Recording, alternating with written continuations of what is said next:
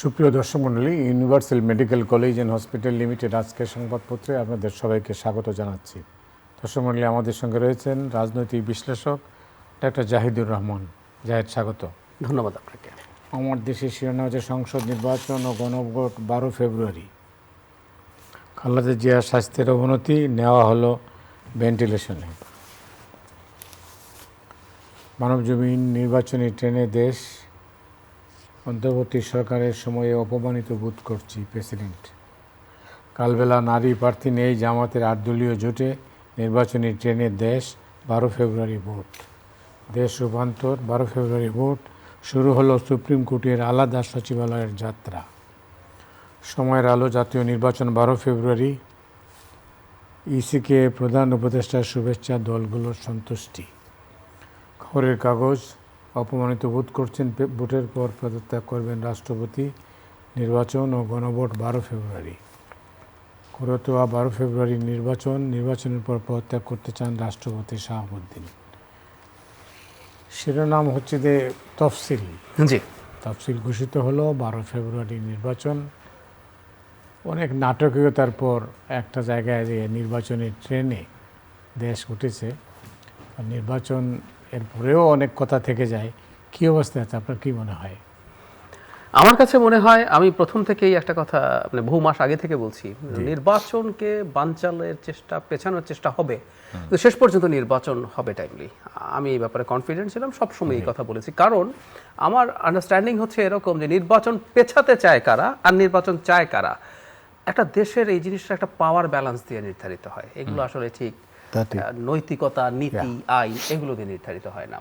আপনি যদি সবগুলো দুই পাল্লায় তুলে দেন, দেখবেন নির্বাচন হয়ে যাক, এই পাল্লার ওজন অনেক বেশি, অনেক অনেক বেশি। মানে এইটা সিরিয়াসলি আউটওয়ে করে। এটা হয়েছিল আমার মূল যুক্তি।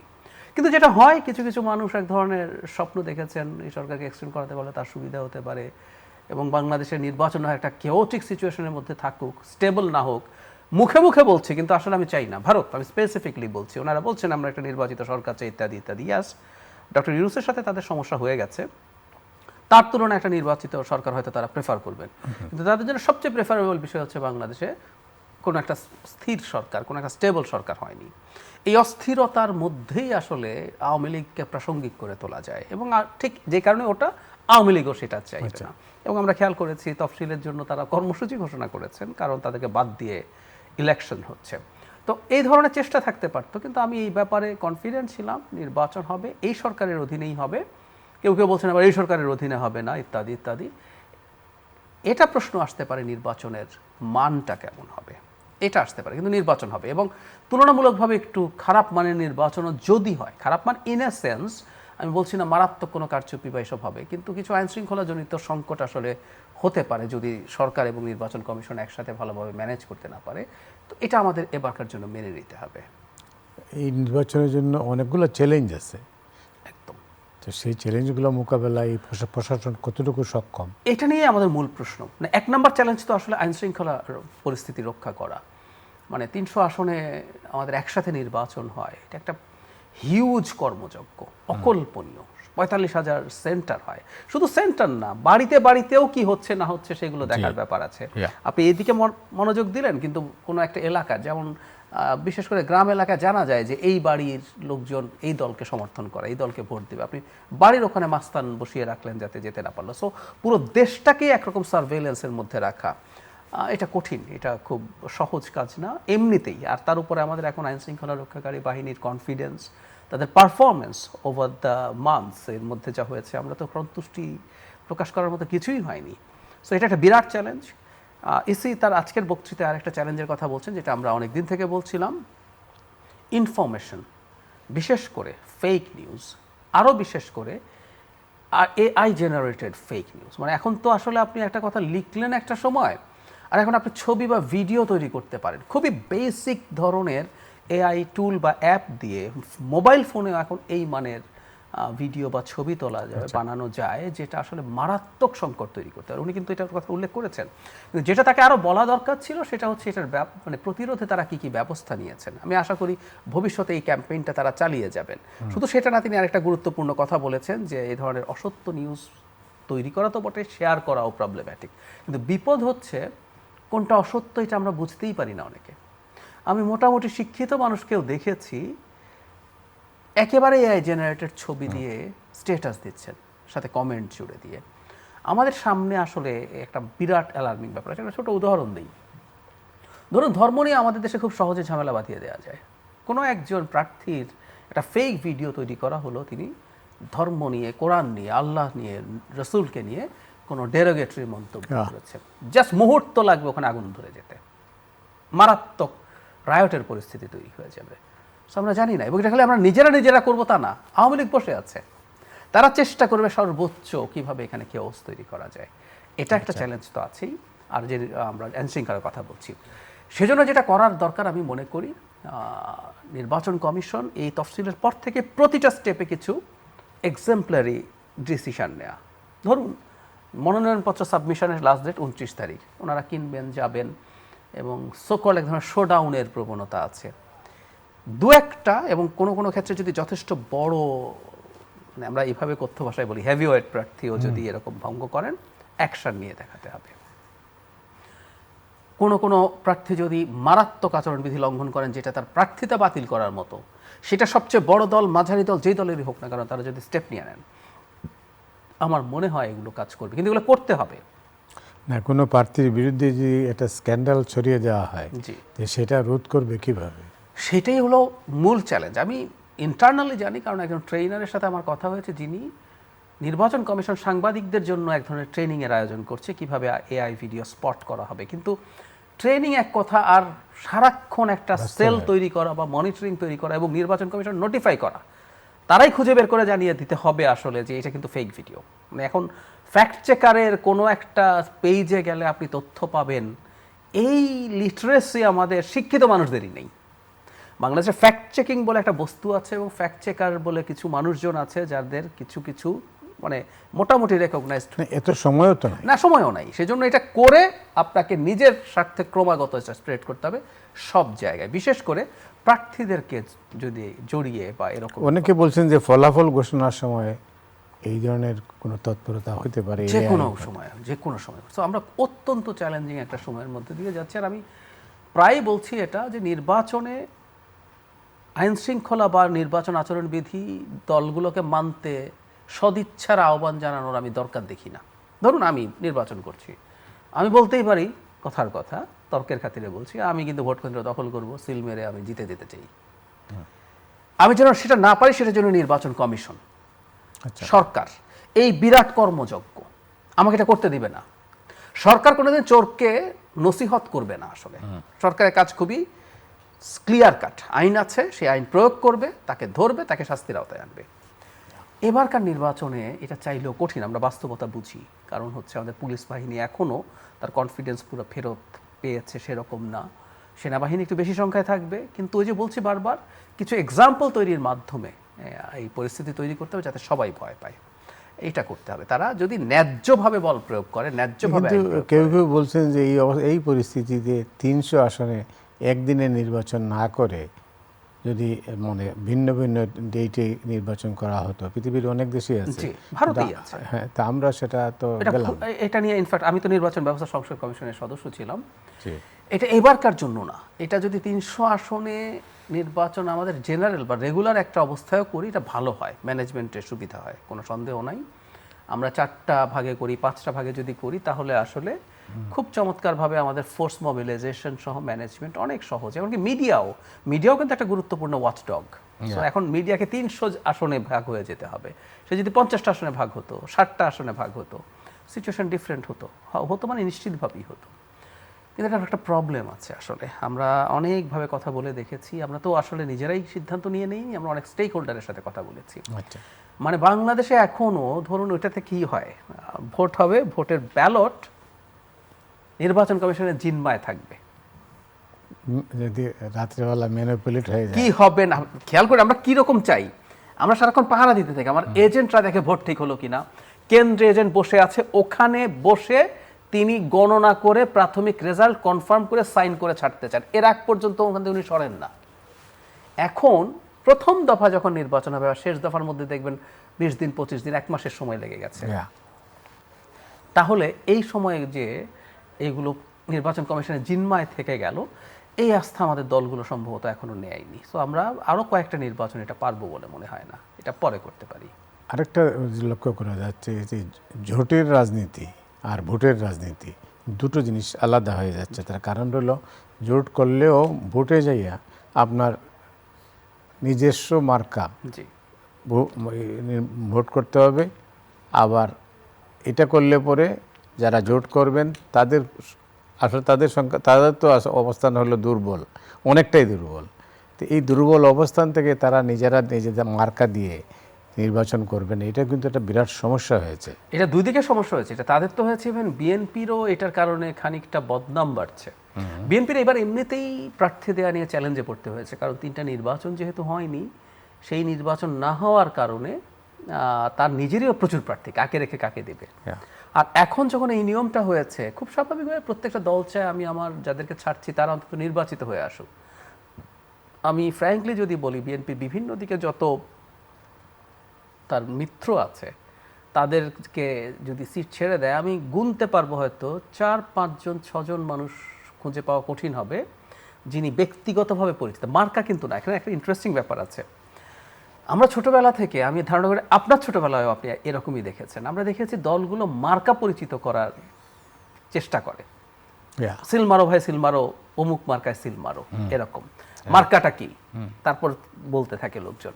এখন একটা নতুন মার্কা কেউ পরিচিত করাতে পারবে সেটা কঠিন হয়ে যাবে। আর যদি সেটার ব্যক্তিও পরিচিত না থাকেন তাহলে আসলে খুব প্রবলেম্যাটিক হবে। সেই কারণে আমি ধারণা করি এখন এটা বিপদ হয়ে গেছে বিএনপির জন্য, যে যেহেতু তার মিত্ররা তাদেরকে নিয়ে কাজ করেছিল, বলা হয়েছিল একসাথে নির্বাচন করবো, তারা এক ধরনের বিট্রেয়ালের অভিযোগ করছে।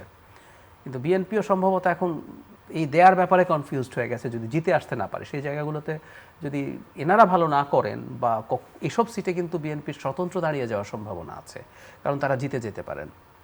এই পরিস্থিতি যদি হয়, নাও যদি জেতেন, এই দুজনের মধ্যে কনফ্লিক্টের কারণে, ভোটের ভাগাভাগির কারণে জামাত জিতে যাওয়ার প্রবাবিলিটি তৈরি হতে পারে। সো এটা আসলে একটা জটিলতা বিএনপির জন্য তৈরি করেছে, ছোট দলগুলোর জন্য তো বটেই। ধন্যবাদ। আপনি জানেন যে প্রেসিডেন্ট শাহাবুদ্দিন সাহেব একটা সাক্ষাৎকার দিয়েছেন বিদেশি মিডিয়ায়, রয়টার্সকে। রয়টার্সের সাক্ষাৎকারের দুটো দিক আছে। একটা দিক হচ্ছে তিনি বলছেন যে তিনি এই সময়টাতে, মানে অন্তর্বর্তী সরকারের সময় তিনি তাকে অপমানিত বোধ করছেন। আর আরেকটা হচ্ছে তিনি নির্বাচনের পরপরই তিনি পদত্যাগ করতে চান। তো এই সময়টাই তিনি বেছে নিয়েছেন, এর আগে তিনি এটা বলেননি কখনো। তো অপমানিত তো আর এখন হচ্ছেন না, হচ্ছেন তো শুরু থেকেই।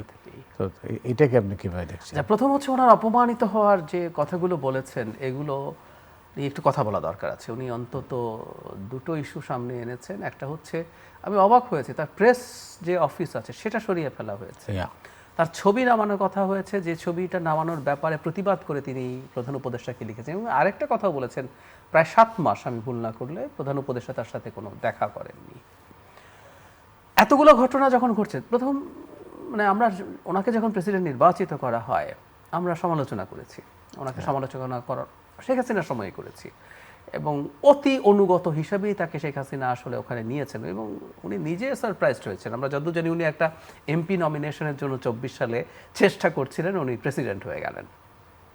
কিন্তু দিনের শেষ ওনাকে আমরা রাখলাম, আমরা হতে পারতো ওনাকে রাখবো না, এই আলাপ এসেছিল তাকে সরিয়ে ফেলো, আমরা তাকে রাখলাম না, সেটা হতে পারে। কিন্তু যখন আমরা তাকে রাখছি, এই রাষ্ট্রের কনস্টিটিউশনাল অধীনে দেশের 1 নম্বর ব্যক্তি, মানে আমরা প্রায় একটা কথা বলি, আমরা গণতন্ত্রের কথা মুখে বলি, কিন্তু আমরা গণতন্ত্র আসলে মানি না এখনো। গণতন্ত্র মানে হচ্ছে যেটা আমার ভালো না লাগবে, কিন্তু যদি এটা আইনে সংবিধানে বৈধ হয়, ওটা আমাকে অ্যাগ্রি করতে হবে, অ্যাকসেপ্ট করতে হবে। উনি রাষ্ট্রের সংবিধান অনুযায়ী এই রাষ্ট্রের প্রেসিডেন্ট, সুতরাং ওনার যা যা বিষয় ছিল সেগুলো ইনট্যাক্ট থাকা দরকার ছিল। তো ডক্টর ইউনূস সরকার উনি যেভাবে বলছেন, উনি হিউমিলেটেড ফিল করতেই পারেন, আমি ওনার সাথে এটাতে একমত। এরপর আপনি যে কথাটা বলছেন যে উনি এখনই কেন, আচ্ছা, প্রথম কথাটা হচ্ছে উনি নির্বাচনের পর আসলে থাকতে পারতেন না, এটা হলো সহজ কথা। নতুন সরকার গঠিত হবে, সেই সরকার গঠিত হওয়ার পর তা চলে যাওয়াই উচিত হবে, এবং সেখানে নতুন একজন রাষ্ট্রপতি আসবেন। কিন্তু এখন কেন বললেন? আমি ধারণা করি যেটা, সেটা হচ্ছে সরকার যেহেতু মানে নির্বাচনের ভেতরে ঢুকে গেছে, আর এই সরকার এখন এক থেকে কেয়ারটেকারের পর্যায়ে চলে। এই সরকার কেয়ারটেকার ছিল না, এই সরকার মূলত ছিল ইন্টারিম। অন্তর্বর্তীকালীন সরকার কিন্তু একটা তত্ত্বাবধায়ক সরকারের মতো পরিস্থিতিতে চলে গেছে। উনি এই প্রেক্ষাপটেই আসলে এই সরকারকেও জিনিসটা জানাতে চেয়েছেন, শোনাতে চেয়েছেন। খুব স্বাভাবিকভাবেই তিনি বিরক্ত বোধ করেছেন, খানিকটা ক্ষুব্ধও হয়তো। তার ভাষা কিন্তু শক্তই ছিল, আমি রয়টার্সের ইয়েটা যখন পড়লাম দেখলাম। সেই কারণে উনি আসলে সরকারকে একটা বার্তা দিতে চেয়েছেন এই প্রেক্ষাপটে। আমরা তাহলে এখান থেকে কি শিখলাম বা কি জানলাম? আমাদের এটা জানলাম, এটা এখন না, ভবিষ্যতের জন্য। ধরুন আমি এভাবে একটা উদাহরণ দিই, আজকে একটু কাছাকাছি নিয়ে আসি।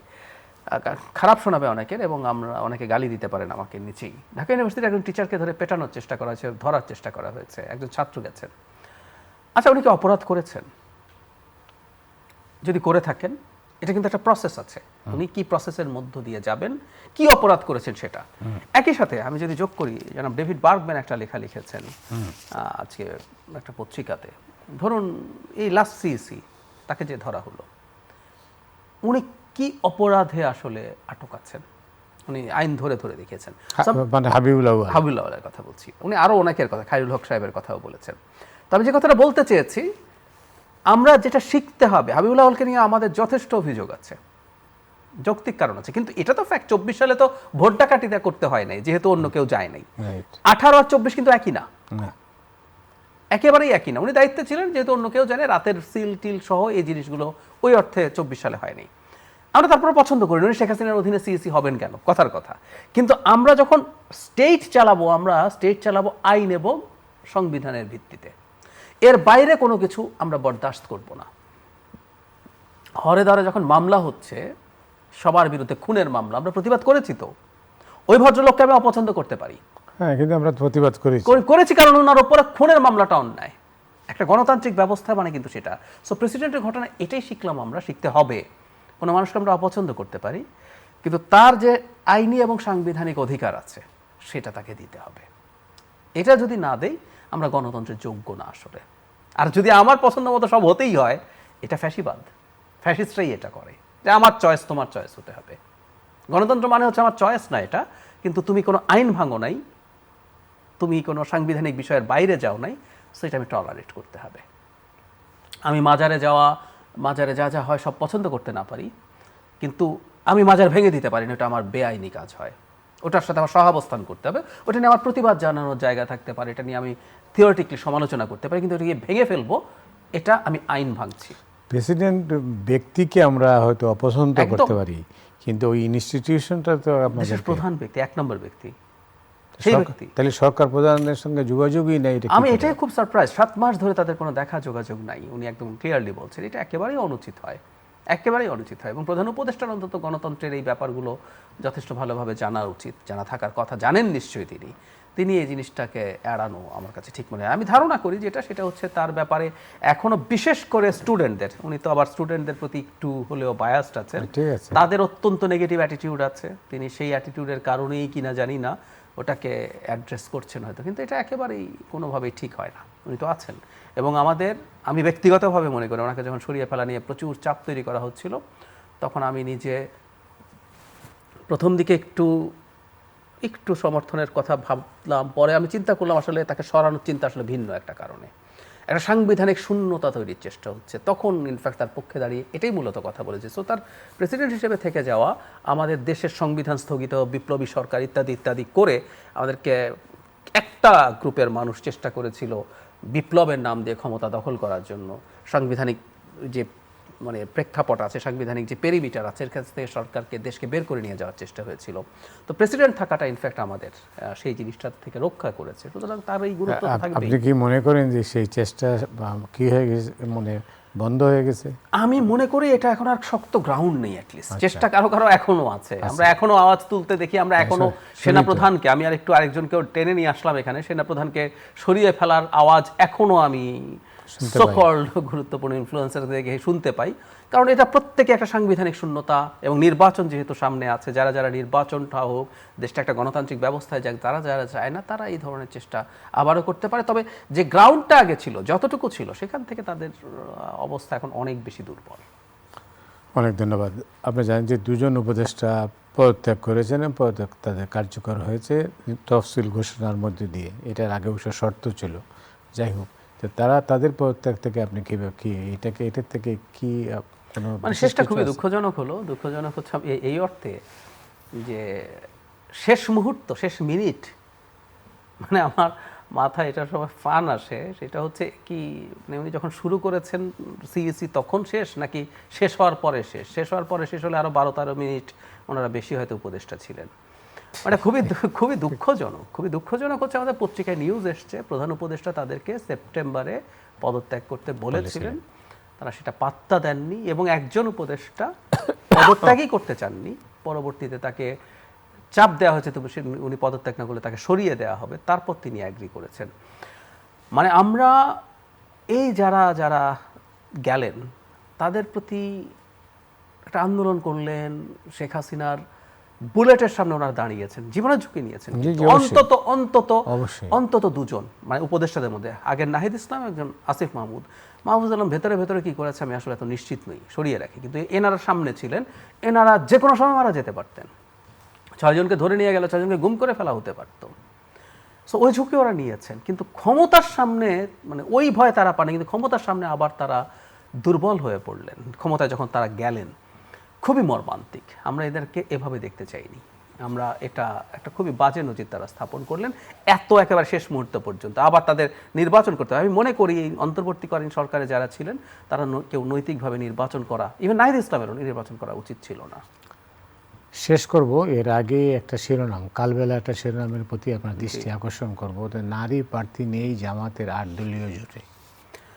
মানে আমাদের তখন আরপি অনুযায়ী 5% অন্তত নমিনেশন দেওয়ার কথা আছে। নারী প্রার্থী দূরে থাকুক, 8 দলীয় জোটে এমন সদস্য বা দল আছে যারা তাদের প্রোগ্রামে কোনো নারী সাংবাদিক প্রবেশ করতে দেন না, কোনো টকশোতে নারী আছেন কিনা, নারী উপস্থাপক আছেন কিনা সেটা জেনে কনফার্ম না হলে, নারী থাকলে যান না, তো তারা নারী প্রার্থী দেবেন। এটা তো আসলে চিন্তা খুবই হাস্যকর, এটা অত্যন্ত দুঃখজনক, খুবই দুঃখজনক। তবে আমি ধারণা করি জামাত ইদানিং তাদের এক ধরনের লিবারেল ফেজ দেখানোর চেষ্টা করছেন। জামাত সম্ভবত কিছু প্রার্থী দেবেন, তারা যতজন দেবে তার 5% হবে কিনা জানি না, কিন্তু কিছু প্রার্থী সম্ভবত তারা দেবেন।